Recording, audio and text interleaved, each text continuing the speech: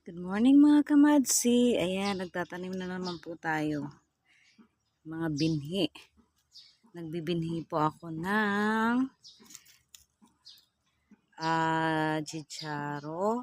chincharo pala, sorry. Bell pepper ulit and kamatis. Ayan po. Ayan. Tapos kanina nagtanim ako ng mga luya. May extra pa ako. Itatabi ko siya para sa susunod po. Meron ako ulit. Ayan po yung mga gabi natin. Nabuhay na pati yung mga malunggay na bagong tanim namin. Tapos magpapataba ako ulit ang lupa para sa panibagong ano. Dito po yung tinanim ko na luya. Ayan. Ito. Yun yung sobra kanina. Tapos yung mga okra po natin tumubo na. Ayan po. Mga bagong binhi. Ayan po sila yung ating mga okra. Ayan. Tapos dito naman po mga talong. Ayan. Ang bunga po niyan ay mga pabilog. Yan po yung mga pabilog na talong.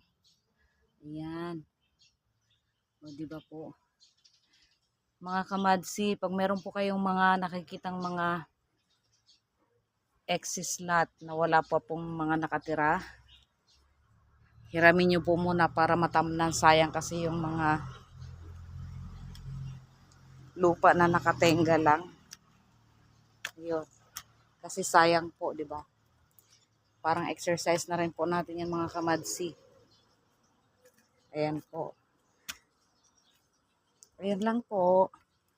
Yun yung aking mga bagong sa susunod na lang po na video.